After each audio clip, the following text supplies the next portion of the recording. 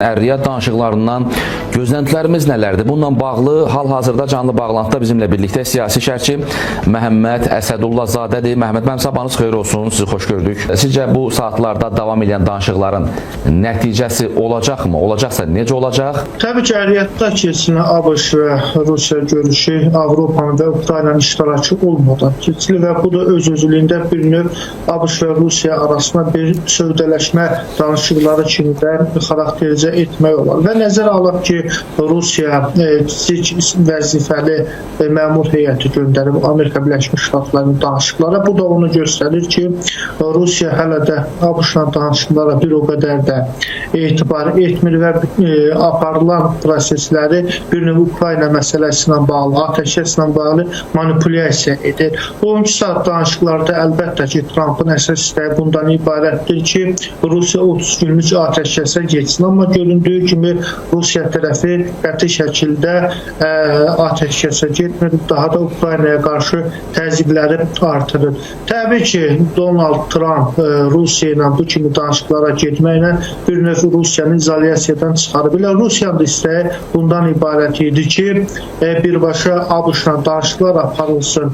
Biden administrasiyası bu danışıqların üstünə xətt çəkmişdi. Amma Trump müharibəni dayandırmaq, atəşkəsə nail olmaq üçün bu danışıqlara üstünlük verib. Amma göründüyü kimi hər hansı bir müsbət nəticəsi də yoxdur. Sadəcə olaraq Rusiya bu danışıqlardan birinci olaraq Amerika Birləşmiş Ştatları Ukrayna hərbi dəstəyi dayandırılmalıdır. İşğal olunmuş Ukrayna ərazilərinin Rusiya tərəfindən ilhaqını tanımalıdır. Amerika Birləşmiş Ştatları Şərqi Avropadan öz qoşunlarını çıxarmalıdır və Amerika Birləşmiş Ştatları Rusiyanın postsovet məkanda təsir zonasını tanımalıdır. Rusiyanın əsas istəkləri bundan ibarətdir. Təbii ki, Amerika Birləşmiş Ştatları hələ bu məsələdə öz mövqeyini ortaya qoymur, çünki burada ABŞ-ın beynəlxalq imici də zədələnə bilər. Düşünürəm ki, Riyaddda bu xüsusda danışıqlar gedir. Həmçinin Ukrayna ilə bağlı atəşkəsin əldə edilməsi indiki mərhələdə Rusiya bunu Ukraynanın bir növ toparlanması kimi də qiymətləndirir. Ona görə də ilkin şərtlər verir. Ukraynaya hərbi və kəşfiyyat yardımları tamamilə dayandırılmalıdır. Mən düşünürəm ki, Riyadd görüşü heç də müsbət müstəvidə keçmir, sadəcə Ukrayna məsələsində. Amma Rusiya istəyi budur ki, Trump administrasiyasına istəklərini qəbul etdirəcək və Rusiya fövqəli dövlət statusu əldə edəcək.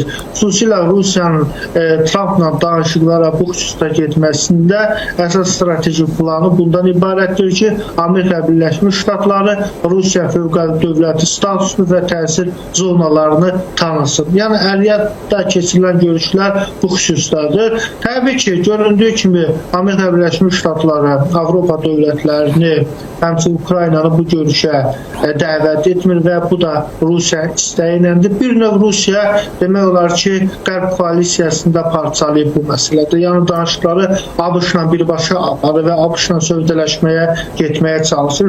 Və Ukrayna prezidenti də Volodymyr Zelenski də qeyd etdi ki, Rusiya tərəfi Trumpın administrasiyasının üzvlərinə müəyyən təsir edə bilir danışıqlar prosesində. Yəni, Rusiya öz şərtlərini Trump administrasiyasına qəbul etdirə bilir. Yəni, göründüyü kimi belə bir problem var. Düşünürəm ki, Riyaddda keçirilən görüş Ukrayna üçün pis senaridir, Avropa üçün pis senaridir, dünyanın siyasi nizamı üçün də pis senari kimi də xarakterizə etmək olar. Çünki burada konkret olaraq ABŞ-Rusiya sövdələşməsi gedir. Donald Trump da Rusiyanın bir çox şərtlərində qəbul edə bilər. Yəni, Riyadd görüşü maksimum Rusiya çalışır ki, Riyadd görüşünü öz şərtləri müstəvisində həyata keçirsin və öz şərtlərini Trump administrasiyasına qəbul etdirsin. Və Trumpın da istəyi bundan ibarətdir ki, İran məsələsində